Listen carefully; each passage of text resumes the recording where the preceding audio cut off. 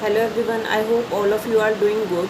So today's topic is contract act और इस video के ज़रिए हम समझेंगे कि कॉन्ट्रैक्ट कैसे फॉर्म होता है, बट उसके लिए हमें कुछ बेसिक टर्म्स को सीखना ज़रूरी है, जैसे कि प्रपोज़ल क्या होता है, प्रॉमिस क्या होता है, अग्रीमेंट क्या होता है, कंसिडरेशन क्या होता है।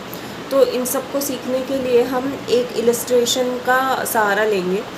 तो मान लो कोई व्यक्ति है एक्स, है ना, and he signifies his willingness to do और not to do something to Y.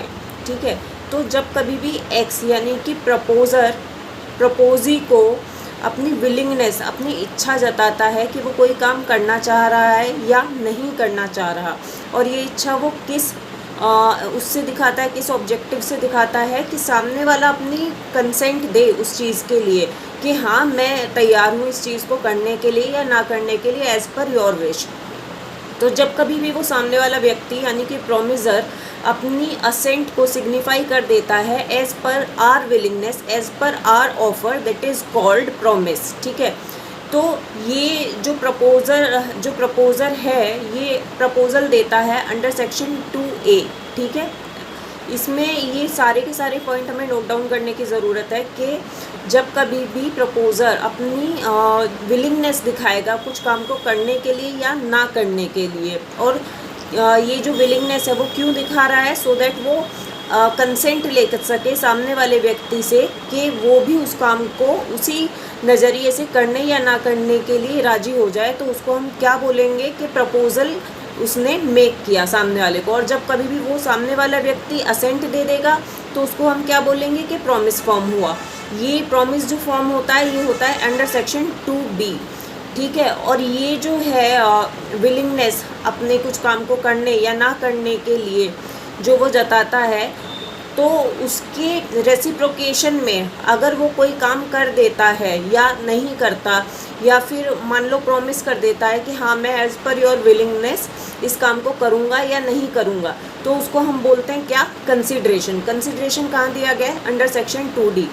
तो व्हेनेवर अ पर्सन जिसको हमने प्रपोजल मेक किया या एनी अदर पर्सन यानी कि कोई भी ऐसा व्यक्ति जो ऑथराइज है उसके बिहाफ पर वो काम करने के लिए हमारी इच्छा के अनुसार उस एक्ट को कर देता है या एब्सटेन हो जाता है उससे करने के लिए, या फिर प्रॉमिस कर देता है कि करूँगा या नहीं करूँगा। ठीक है, तो इन कंडीशन को हम बोलते हैं कंसिडरेशन। ये दिया गया है सेक्शन 2D में।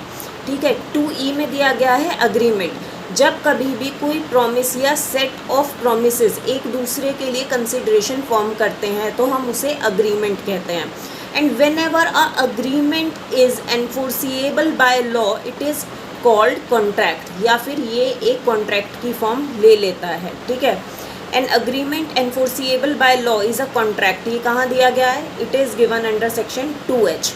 तो इससे हमें पता चला कुछ बेसिक टर्म्स का कि कॉन्ट्रैक्ट क्या जो है वो कैसे फॉर्म होता है। जब कभी भी हम अपनी विलिंगनेस जताते हैं सामने वाले को कुछ काम करने या ना करने के लिए, that is called proposal, first thing. जब कभी सामने वाला व्यक्ति उसके लिए अपनी सहमति दे देता है, that called promise, that is second thing. और जब कभी भी उस प्रोमिसेस या सेट ऑफ प्रोमिसेस का फॉर्मेशन ऐसे होता है कि कंसिडरेशन एक दूसरे के लिए फॉर्म करें, दैट इज़ कॉल्ड अग्रीमेंट। और ये जो हमने प्रपोज़ल रखा था जब कभी भी ये एनफोर्सिएबल बाय लॉ होता है, मतलब कि जब कभी भी ये लीगल होता है तो उसको हम कॉन्ट्रैक्ट बोल देते हैं। अब ये लीगल कब होगा, ये लीगल तब होगा जब ये किसी भी इल्लीगल काम को करने के लिए नहीं होगा, या ऐसे किसी काम को करने के लिए नहीं होगा जो कि क्लियरली प्रोहिबिटेड बाय लॉ है, जैसे कि चाइल्ड मैरिज हो गया या कोई ऑफेंस हो गया।